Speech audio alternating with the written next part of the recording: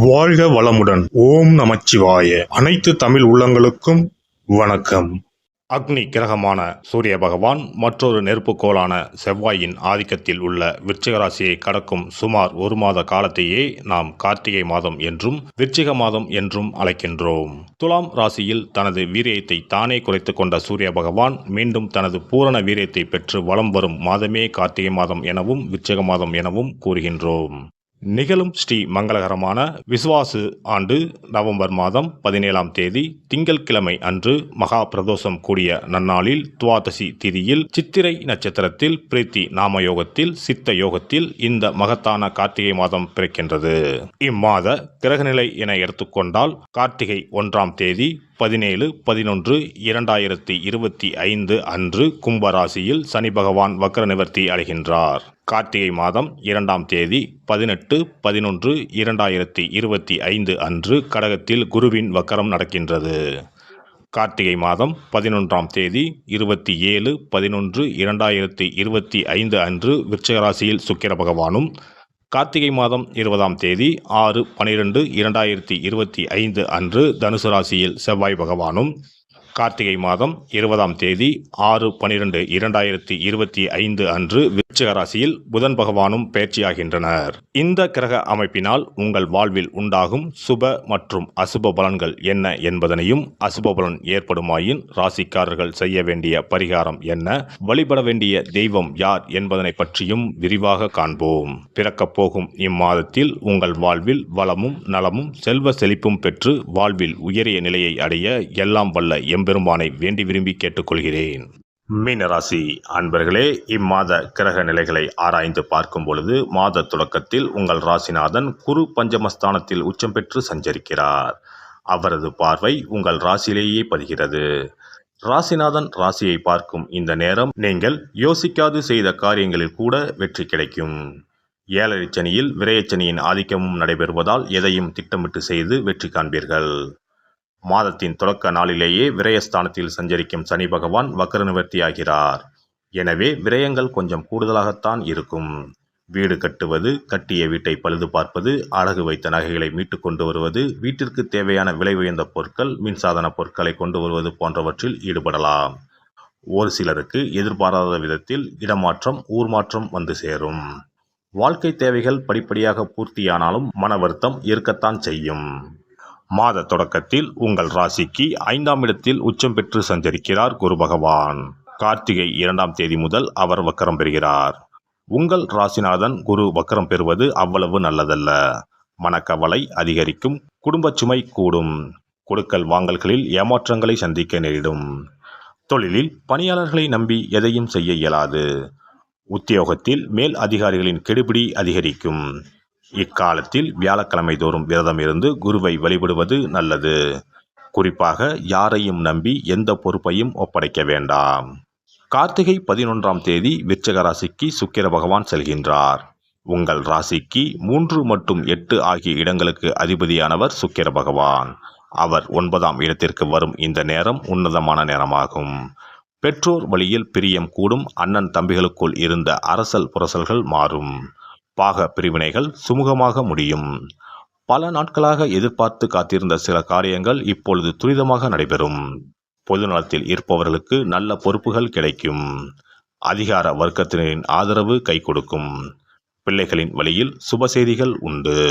கார்த்திகை மாதம் 20ஆம் தேதி தனுசு ராசிக்கு செவ்வாய் பகவான் செல்கின்றார். உங்கள் ராசிக்கு 2 மற்றும் 9 ஆகிய இடங்களுக்கு அதிபதியானவர் செவ்வாய் பகவான். அவர் தொழில் ஸ்தானத்திற்கு வரும் இந்த நேரம் அற்புதமான நேரமாகும். தொழில் முன்னேற்றம் திருப்தி தரும். தொடர்ந்து சுப செய்திகள் வந்த வண்ணமாக இருக்கும். சேமிப்பு உயரும். இந்த நேரத்தில் அசையா சொத்துக்கள் வாங்கி மகிழ்வீர்கள். அரைகுறையாக நின்ற பணியை தொடர்வீர்கள். புதிய தொழிலால் பொருளாதார நிலை உயரும். கார்த்திகை மாதம் 20ஆம் தேதி விருச்சிக ராசிக்கு புதன் பகவான் செல்கின்றார். உங்கள் ராசிக்கு 4 மற்றும் 7 ஆகிய இடங்களுக்கு அதிபதியானவர் புதன் பகவான். அவர் 9இல் சஞ்சரிக்கும் இந்த நேரம் பொருளாதார நிலையில் திருப்தி ஏற்படும். படித்து முடித்து வேலை இல்லாமல் இருக்கும் வாழ்க்கை துணைக்கு வேலை கிடைக்கும். வீடு இடம் வாங்கும் யோகம் உண்டாகும். மாற்று மருத்துவத்தால் உடல்நலம் சீராகும். எதையும் திட்டமிட்டு செய்து வெற்றி காண்பீர்கள். முன்னோர்கள் வழி சொத்துக்களில் முறையான பங்கீடு கிடைக்கும். அரசியல் களத்தில் இருப்பவர்களுக்கு அதிகார அந்தஸ்து பெறும் வாய்ப்பு உண்டாகும். பொது வாழ்வில் உள்ளவர்களுக்கு நட்பால் நன்மை கிடைக்கும். வியாபாரம் மற்றும் தொழில் செய்பவர்களுக்கு வாடிக்கையாளர்களின் எண்ணிக்கை அதிகரிக்கும். உத்தியோகத்தில் உள்ளவர்களுக்கு கேட்ட சலுகைகள் கிடைக்கும். கலைஞர்களுக்கு புகழ் கூடும். மாணவ மாணவிகளுக்கு ஆசிரியர்களின் ஆதரவோடு படிப்பில் முன்னேற்றம் உண்டாகும். பெண்களுக்கு சுபகாரிய பேச்சுக்கள் முடிவிற்கு வரும். வருமானம் உயரும். இம்மாதம் ராமர் சீதை வழிபாடு நன்மையை தரும். பணத்தேவையை பூர்த்தி செய்யும் நாட்கள் நவம்பர் 20, 21, 26, 27, டிசம்பர் 2, 3, 6, 7. மகிழ்ச்சி தரும் வண்ணம் மஞ்சள். சிறப்பு பரிகாரம். கழுத்தை நெரிக்கும் கடன் தொல்லையா? தடையின்றி வீட்டில் பணம் புழங்க கை கொடுக்கும் வெள்ளம் பரிகாரம். எவ்வளவு சம்பாதித்தாலும் கடன் தொல்லைகள் விரட்டி விரட்டி வருகிறதா? கழுத்தை நெரிக்கும் பிரச்சனைகளிலிருந்து விடுபட எளிய பரிகாரங்களை செய்து அதிலிருந்து மெல்ல மெல்ல மீண்டு வரலாம். பெரும்பாலும் கடனில் மூழ்கி இருப்பவர்களுக்கு நிம்மதி என்பதே இருக்காது. ஒவ்வொரு நாளும் ஒவ்வொரு யுகமாக நகரும். சொல்ல முடியாத அளவுக்கு மன உளைச்சலுக்கும் ஆளாவார்கள். இது போன்ற தொந்தரவில் சிக்கியுள்ளோர் பச்சரிசி பரிகாரங்களை செய்யலாம். இந்த பச்சரிசி பரிகாரத்தை வெள்ளிக்கிழமை, பௌர்ணமி வரும் நாட்கள் அல்லது புரட்டாதி நட்சத்திரம் வரும் நாட்கள், சதுர்த்தி நாட்கள் இப்படி ஏதாவது ஒரு நாளில் இந்த பரிகாரத்தை செய்யலாம். பிரம்ம முகூர்த்தத்தில் செய்வது மிகவும் நல்லது. இதற்கு ₹1 நாணயம் மொத்தம் 11 எடுத்துக்கொள்ள வேண்டும். நாட்டு மருந்து கடைகளில் கிடைக்கும் புனுகு என்ற பொருள், ஜாதிக்காய், ஏலக்காய் போன்றவற்றையும் வாங்கி வைத்துக் கொள்ள வேண்டும். இப்போது 11 நாணயங்களின் மீதும் இந்த புனுகை சிறிது தடவி விட வேண்டும். மஞ்சள் அல்லது சிவப்பு நிற பருத்தி துணி ஒன்றை எடுத்துக்கொண்டு புனுகு தடவிய நாணயம், ஏலக்காய், ஜாதிக்காய் போன்றவற்றையும் அதில் போட்டு அனைத்தையும் முடிச்சு போட்டு ஒரு பாத்திரத்தின் உள்ளே வைத்துவிட வேண்டும்.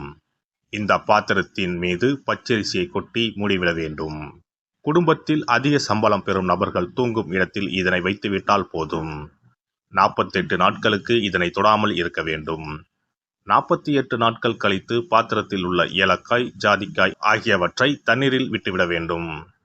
பச்சரிசினை எறும்புகளுக்கு தானம் செய்து விடலாம். இதனால் பண கஷ்டம் நீங்கி பணம் பெருக துவங்கும் என்பது நம்பிக்கை. அதேபோல 27 மொச்சை கொட்டைகளுடன் சிறிது வெல்லத்தையும் எடுத்து உள்ளங்கையில் வைத்துக்கொண்டு ஓம் ஸ்ரீ மகாலட்சுமி தாயே போற்றி என்ற மந்திரத்தை 27 முறை சொல்ல வேண்டும். பிறகு ஒரு தண்ணீர் உள்ள ஒரு பாத்திரத்தில் மொச்சக்கொட்டை வெல்லத்தையும் சேர்ந்து கலந்து பசுமாட்டுக்கு தரலாம் அல்லது ஓடும் ஆற்றில் கரைத்து விடலாம். வாரந்தோறும் வெள்ளிக்கிழமைகளில் தொடர்ந்து 11 வாரம் சூரிய உதயத்திற்கு முன்பாக செய்து வரும்போது பண கஷ்டம் மெல்ல மெல்ல குறைய துவங்கும். அதே போல கடன் சிக்கலில் உள்ளவர்கள் பெருமாள் கோவிலுக்கு சென்று சனிக்கிழமை, புதன்கிழமைகளில் சக்கரத்தாழ்வார் சன்னதியில் துளசி மாலை சாற்றி 12 முறை வலம் வர வேண்டும். இதேபோல் 12 வாரமும் துளசி மாலை சாற்றி பிரார்த்தனை செய்து வந்தால் கடன் பிரச்சனைக்கு விடிவு காலம் கிடைக்கும். அதே போல அரச இலையை வைத்தும் பரிகாரம் செய்யலாம். அரச இலையில் மஞ்சள் பிள்ளையாரை பிடித்து வைத்து அதற்கு குங்கும பொட்டு, பூ வைத்து பூஜை அறையில் வைத்து தீபம் ஏற்ற வேண்டும். ஒரு வெற்றிலையை எடுத்து அதில் உங்களது கடன் தொகை எவ்வளவு என்பதையும் அந்த கடன் தீர வேண்டும் என்றும் எழுத வேண்டும். பிறகு வெட்டிவேர் ஒரு துண்டு, நெல்மணி ஒரு ஸ்பூன், 2 அருகம்புல் போன்றவைகளை வெற்றிலையில் வைத்து மஞ்சள் பிள்ளையாரின் முன்பு வைத்துவிட வேண்டும். இப்போது பிள்ளையாருக்கு தீபாராதனை காண்பித்து கடன் பிரச்சனை சீக்கிரம் தீர வேண்டும் என்று பிரார்த்தனை செய்து கொள்ள வேண்டும். இப்படி வாரம் வாரம் வெள்ளிக்கிழமையில் வழிபட்டு வரும்போது பலன் கிடைக்கும். எந்த ஒரு பரிகாரமாக இருந்தாலும் முழு மனதுடன் முழு நம்பிக்கையுடன் செய்தால் மட்டுமே பலன் கிடைக்கும்.